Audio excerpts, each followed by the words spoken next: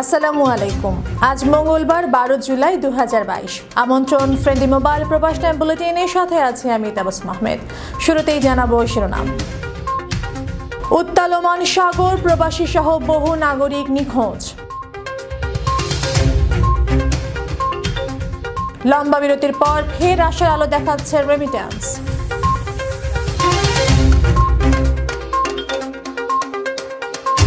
ঈদকে কেন্দ্র করে ওমানের আল খয়েরে পতিতাদের আনাগোনা বৃদ্ধি। প্রিয়জন ছেড়ে যেভাবে ঈদ উদযাপন করলেন প্রবাসীরা। বিশ্বজুড়ে ফের ঊর্ধ্বমুখী করোনা, আসতে পারে নতুন বিধিনিষেধ। দর্শক দেখছিলেন শিরোনাম, এবার বিস্তারিত। ওমানে প্রথমবারের মতো মারহাবা রেস্টুরেন্টে মিলছে বাংলাদেশের চিনি ঘোড়া পোলাওর চাইলের তৈরি পুরান ঢাকার ঐতিহ্যবাহী স্পেশাল তেহারি, ভুনা খিচুড়ি, পান্তা ইলিশ, গরুর ভুড়ি ভুনা ও চট্টগ্রামের মেজবানি মাংস। আরও থাকছে সপ্তাহে 4 দিন মাটন কাচ্চি, উটের মাংস এবং বুকিং ভিত্তিতে বিয়ে বাড়ির খাবার। তাই আর দেরি কেন, আজই চলে আসুন রুই হামরিয়ার মারহাবা রেস্টুরেন্টে অথবা অর্ডারের জন্য কল করুন 97992660 এই নম্বরে। ভারী বর্ষণ এবং ওমান সাগরের উত্তাল ঢেউয়ে বহু মানুষ প্রাণ হারিয়েছেন ওমানে। কয়েকদিনের টানা বর্ষণের ফলে দেশটির বিভিন্ন এলাকায় জলাবদ্ধতা তৈরি হয়েছে, প্লাবিত হয়েছে দেশটির বিভিন্ন নিম্নাঞ্চল। পানির তীব্র স্রোতে এখন পর্যন্ত নিখোঁজ রয়েছেন অনেকেই। ইতিমধ্যেই একাধিক মরদেহ উদ্ধার করেছে দেশটির ফায়ার সার্ভিসের উদ্ধারকারী ইউনিট। পরিস্থিতি ভালো না হওয়া পর্যন্ত দেশটির সকল পর্যটন কেন্দ্র বন্ধ রাখার সিদ্ধান্ত নেওয়া হয়েছে। রবিবার 10 জুলাই দেশটির civil defence and ambulance authority CDAA কর্তৃপক্ষ কথা জানিয়েছে। জানা গেছে, গত রোববার 10 জুলাই ওমানের ধোফার প্রদেশের আল মুকসেল সমুদ্রে 3 শিশুসহ একই পরিবারের 8 জন নিখোঁজ হন, যারা সবাই এশিয়ান নাগরিক বলে জানিয়েছে পুলিশ। তারা নিরাপত্তা সীমানা অতিক্রম করে সমুদ্রে নেমেছিল। এ সময় প্রবল ঢেউয়ের কারণে তারা সমুদ্রে ভেসে যায়। ইতিমধ্যে 4 জনের মরদেহ উদ্ধার করা হয়েছে। বাকিদের উদ্ধার অনুসন্ধান অব্যাহত রয়েছে বলে জানিয়েছে রয়্যাল ওমান পুলিশ ROP। এদিকে দেশটির বর্তমান আবহাওয়া পরিস্থিতি বিবেচনায় পাহাড়ি ঝর্ণা, সমুদ্র সৈকত ও দেশটির বিভিন্ন পর্যটন কেন্দ্রে পর্যটকদের প্রবেশে নিষেধাজ্ঞা জারি করা হয়েছে। ওমানে আবহাওয়া পরিস্থিতি ভালো না হওয়া পর্যন্ত দেশের সকল পর্যটন কেন্দ্র বন্ধ রাখার নির্দেশ দিয়েছে দেশটির সিভিল ডিফেন্স অ্যান্ড অ্যাম্বুলেন্স। ওমানের ধোফার ছাড়াও দেশটির উত্তর আশারকিয়া প্রদেশ থেকে এক শিশুর মরদেহ উদ্ধার করেছে civil defence and ambulance authority. উদ্ধারকারী টিম জানিয়েছে, প্রবল স্রোতে আল মুদাইবি থেকে শিশুসহ 6 জন ভেসে যায়। পরবর্তীতে উদ্ধারকারী টিম সবাইকে উদ্ধার করলেও এদের মধ্যে 2 জনের অবস্থা আশঙ্কাজনক। এদিকে রাজধানী মাস্কাটের কোরিয়াত নামক অঞ্চলের একটি উপত্যকায় ডুবে এক প্রবাসী মারা গেছেন। ওমান পুলিশ জানিয়েছে, কোরিয়াত এলাকার ওয়াদি আল আরাবিয়ান উপত্যকায় 2 প্রবাসী আটকে পড়েন, যাদের মধ্যে একজনের মৃতদেহ উদ্ধার করা হয়েছে। অন্যজনের খোঁজে তল্লাশি অব্যাহত রয়েছে। প্রবাসীদের হাতে নাগালে সেবা পৌঁছে দিতে লুলু এক্সচেঞ্জ এখন ওমানের জালান বানি বোয়ালিতে। রেমিটেন্স পাঠাতে আজই আসুন জালান অঞ্চলের লুলু হাইপার মার্কেটে আমাদের নতুন শাখায় অথবা কল করুন স্ক্রিনে দেয়া নাম্বারে। লম্বা বিরতির পর ফের আশার আলো দেখাচ্ছে রেমিটেন্স প্রবাহ। পবিত্র ঈদুল আজহাকে কেন্দ্র করে বেড়েছে দেশের রেমিটেন্স প্রবাহ।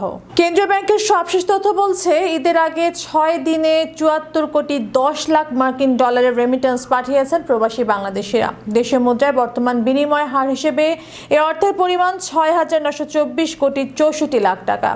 সদ্য শেষ হওয়া 2021-22 অর্থ বছরে রেমিটেন্স এসেছে 21,000 কোটি ডলারের কিছু বেশি। শুরু হওয়া নতুন অর্থ বছরের 2022-23 মাত্র প্রথম 5 দিনে জোয়ারে ভাসছে প্রবাসী আয়। ঈদের আগে দেশে থাকা স্বজনরা যেন একটু ভালো করে ঈদ উদযাপন করতে পারেন, কোরবানির পশু কিনতে পারেন, সেজন্য প্রতি বছরই ঈদের আগেই রেমিটেন্স আসে স্বাভাবিক সময়ের তুলনায় বেশি। কেন্দ্রীয় ব্যাংকের হালনাগাদ তথ্য মতে কোরবানির ঈদ বা ঈদুল আজহার আগে প্রবাসীরা ব্যাপক হারে পাঠিয়েছেন তাদের উপার্জন। চলতি জুলাই মাসের প্রথম 5 দিনে 74,10,00,000 রেমিটেন্স পাঠিয়েছেন প্রবাসীরা। বাংলাদেশ ব্যাংকের একজন কর্মকর্তা জানিয়েছেন, যে হারে রেমিটেন্স এসেছে তা খুবই ইতিবাচক। সাধারণত প্রতি ঈদের আগে রেমিটেন্স বাড়ে, তবে এবারে রেমিটেন্স আসার হার একটু বেশি। এদিকে বাংলাদেশ ব্যাংকের তথ্য অনুযায়ী চলতি অর্থ বছরে রেমিটেন্স বাড়বে। গত 6 মাসে আরও 10 লাখের মতো শ্রমিক বিদেশে গেছেন। তাদের পাঠানো আয় অচিরেই রেমিটেন্সের খাতে যোগ হবে, ফলে বাড়বে রেমিটেন্স। আর কেন্দ্রীয় ব্যাংকের হালনাগাদ তথ্য বলছে, ডলার প্রতি এখন পাওয়া যাচ্ছে 93 টাকা 45 পয়সা। ব্যাংকের ডলার সংকট কাটাতে রেমিটেন্স আহরণে বিশেষ সুবিধার আওতায় আরও বেশি টাকা দিচ্ছে ব্যাংকগুলো। এছাড়া সরকার 2.5% হারে নগদ প্রণোদনা দিচ্ছে রেমিটেন্সে। এতে ডলার প্রতি 95 থেকে 96 টাকা পাচ্ছেন গ্রাহকরা। ফলে সব মিলিয়ে আশা করা যাচ্ছে আবারও রেমিটেন্সের বাজারে সুবাতাস বইতে শুরু করবে। তবে এই রেমিটেন্স জোয়ার তখনই বজায় থাকবে যদি প্রবাসীরা সন্তুষ্ট থাকেন এবং হয়রানির শিকার না হন। তবেই তারা বৈধ পথে বেশি বেশি রেমিটেন্স পাঠাবেন, এমনটি জানিয়েছেন প্রবাসীরা। দর্শক, ওমান থেকে নিজের মোবাইল দিয়ে পিন নম্বরে অ্যাকাউন্টে অথবা বিকাশ করুন ইউনিমনি অ্যাপের মাধ্যমে। সীমানা পেরিয়ে নিরাপদে এবং নিশ্চিন্তে আপনার রেমিটেন্স পৌঁছে যাবে প্রিয়জনের হাতে। অ্যাপটি ডাউনলোড করতে আপনার প্লে স্টোরে যেয়ে টাইপ করুন ইউনিমনি ওমান এবং রেজিস্ট্রেশন করে লগইন আইডির জন্য নক দিন স্ক্রিনে দেওয়া নাম্বারে। পবিত্র ঈদুল আজহাকে কেন্দ্র করে ওমানের আল খয়ের অঞ্চলে বেড়েছে ভ্রাম্যমাণ পতিতাদের আনাগোনা। ইতিমধ্যে ঈদের পর দিন একদল পতিতাকে গ্রেপ্তার করেছে দেশটির রয়্যাল ওমান পুলিশ আরওপি। এক বিবৃতিতে আরওপি জানিয়েছে, ওমানের শ্রম আইন লঙ্ঘন করে তারা অনৈতিক কাজ করত। মাস্কাট প্রদেশের পুলিশ ও বৌসারের বিশেষ টাস্ক পুলিশের সহযোগিতায় তাদেরকে গ্রেপ্তার করা হয়েছে। তাদের বিরুদ্ধে আইনি প্রক্রিয়া সম্পন্ন করা হচ্ছে, তবে আটককৃত নারীরা কোন দেশের নাগরিক তা জানায়নি পুলিশ। এদিকে দেশের টিকটক ভাইরাসে আক্রান্ত 3 প্রবাসীকে গ্রেপ্তার করেছে ওমান পুলিশ। আরওপি জানিয়েছে, উক্ত 3 প্রবাসী নিজেদের জীবনের ঝুঁকি নিয়ে ওমানের নেজুয়া কেল্লার পতাকার খুঁটিতে উঠে টিকটক ভিডিও তৈরি করছিলেন। এমন ভিডিও ভাইরাল হয়। পরবর্তীতে তাদেরকে আল দাখিলিয়া প্রদেশের পুলিশের সহযোগিতায় গ্রেপ্তার করা হয়। গ্রেপ্তারকৃতরা 3 জনই এশিয়ান নাগরিক জানালেও তারা কোন দেশের নাগরিক তা জানায়নি পুলিশ। ওমান থেকে শতভাগ নিরাপদ, আকর্ষণীয় রেট ও দ্রুততম সময়ে টাকা পাঠান পুরুষোত্তম কাঞ্জি এক্সচেঞ্জের মাধ্যমে, অথবা নিজের মোবাইল দিয়ে রেমিটেন্স পাঠাতে ডাউনলোড করুন পিকে রেমিটেন্স অ্যাপ। যে কোনো সেবার জন্য কল করুন +9689511290। পরিবার, প্রিয়জন, বন্ধু বান্ধব সবাইকে ছেড়ে কিভাবে ঈদ উদযাপন করেন একজন প্রবাসী, এটি কেবলমাত্র একজন রেমিটেন্স যোদ্ধাই বলতে পারবেন। অধিকাংশ প্রবাসী বুঝতেই পারেন না ঈদের দিন না সাধারণ দিন। শুধুমাত্র ঈদের নামাজের কারণে অনুমান করতে পারেন এটি ঈদের দিন। অনেকেরই ঈদের দিন অতিবাহিত হয় চোখের জল মুছে, তবে কেউ আবার সহকর্মীদের নিয়ে আড্ডার মাধ্যমে কিছু মুহূর্ত দেশে থাকা প্রিয়জনদের কাছে না পাওয়ার দুঃখ ভুলে থাকার চেষ্টা করেন। সাধারণত মধ্যপ্রাচ্যে ফজরের পরপরই ঈদের জামাত অনুষ্ঠিত হয়, আর তাই ঈদের নামাজ পড়ে অধিকাংশ প্রবাসী ঘুমিয়ে দিন কাটিয়ে দেন। শুধুমাত্র ব্যতিক্রম থাকে যারা কোরবানি দেন এবং যেসব প্রবাসী পরিবার নিয়ে বিদেশে থাকেন তাদের বেলায়, তবে এই সংখ্যা খুবই কম। প্রতি বছর জুন থেকে আগস্ট এই 3 মাস মধ্যপ্রাচ্যে তাপমাত্রা 40 থেকে 50 ডিগ্রি পর্যন্ত থাকে, আর তাই দিনের বেলায় বাইরে কাঠফাটা রোদে ঘুরতে না বের হলেও সন্ধ্যার পর পার্কে, সমুদ্রের পাড়ে কিংবা বিভিন্ন দর্শনীয় স্থানে প্রবাসীদের ভিড় ছিল লক্ষণীয়। খাওয়া দাওয়া, গান বাজনা, গল্প আড্ডা, খেলাধুলায় মেতে ওঠেন সবাই। কিছু মুহূর্ত দেশে থাকা প্রিয়জনদের কাছে না পাওয়ার দুঃখ ভুলে থাকার চেষ্টা করেন প্রবাসীরা। আর এভাবেই প্রবাসী ঈদের উৎসব কাটান কুয়েত সহ মধ্যপ্রাচ্যের রেমিটেন্স যোদ্ধারা। এদিকে করোনা মহামারীর পর এই প্রথম বড় জামাতে ঈদের নামাজ আদায় করলেন মালয়েশিয়া প্রবাসীরা। দেশটির বিভিন্ন শহরে ঈদুল আজহা উদযাপন করেছেন প্রবাসী বাংলাদেশিরা।